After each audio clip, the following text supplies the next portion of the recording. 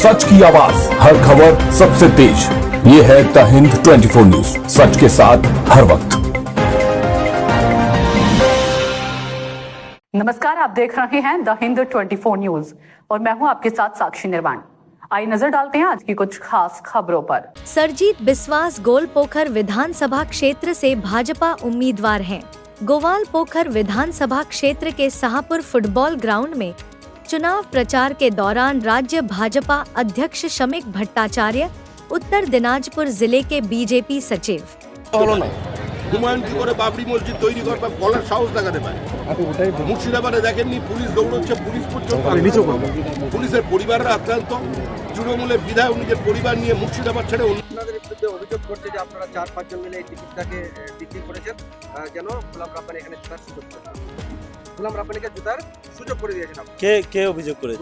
গোলাম সারওয়ার এটা যা আগে বিজেপি করছিল 2021 প্রার্থী ছিল, সেকেন্ড নম্বর করেছিল। ওনার এখন অভিযোগ যে আপনারা 5 জন মিলে মন্ত্রীকে জেতার সুযোগ করে দেন। কেন মাইনরিটি এখানে আমাদের সংখ্যালঘু ভোট ওনার সঙ্গে ছিল, শুধুমাত্র এখানে 32 থেকে 35,000 এই 35,000 ভোটে জেতা যাবে না। সংখ্যালঘুর ভোট ওনার কাছে ছিল, ওনাকে টিকিট দিলে সে অবশ্যই।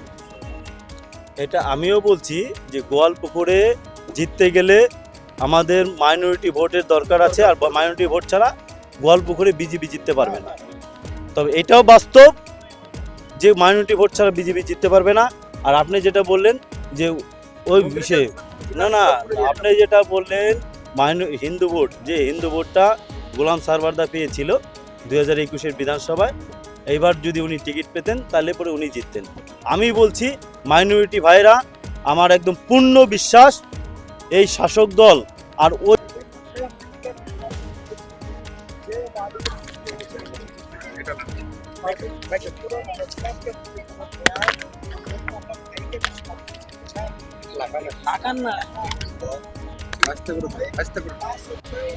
ওই পরিবারে যারা আছে তারা হয়তো দুশ্চিন্তায় আছে, যেহেতু তাদের সঙ্গে আমাদের এখন সরাসরি সম্পর্ক করতে পারিনি, তার জন্য আমরা মাইকে বলতে বাধ্য হয়েছি।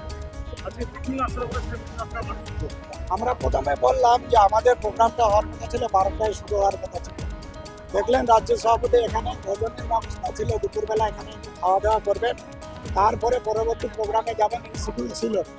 কিন্তু ওনার সাথে আসার কথা ছিল যেহেতু মিঠুন আমাদের ফিল্ম স্টার, স্বাভাবিকভাবেই উনি অসুস্থ হয়ে যাওয়ার জন্য ওনাকে যাতে নিয়ে আসা যায় তার জন্য ডেট করছিলেন।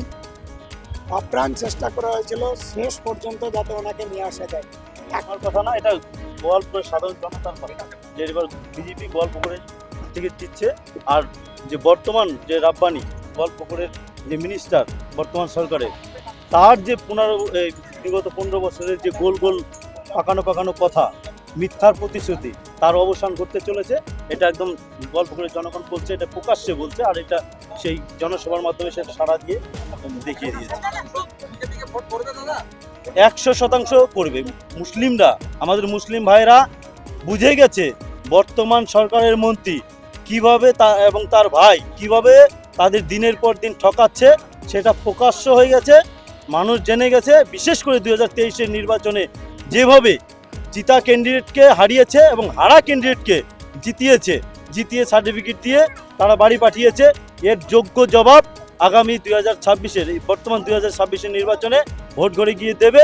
আর আমি সবার কাছে সংবাদ মাধ্যমে জানাতে চাই যে 2023-এর পঞ্চায়েত নির্বাচনে যাদের সঙ্গে এই বেইমানিটা হয়েছে, তারা একদম সে পুরো দম নিয়ে এই ভারতীয় জনতা পার্টির হাতে থাকবে। আর তাদের যে বঞ্চনা এবং বিশেষ শিকার হতে হয়েছে, আমি এই গোয়ালপুকুরের ভূমিপুত্র এবং গোয়ালপুকুরের ছেলে হয়ে বলছি, তাদের এই অন্যায়ের বিরুদ্ধে, তার এই অন্যায় প্রতিকার একদিন হবে, আর সেটা গোয়ালপুকুরে বিজেপির হাত ধরেই হবে। সেটা বিষয় দেখেন গোয়ালপুকুরে আজ অব্দি। देखते रहिए द हिंद 24 न्यूज।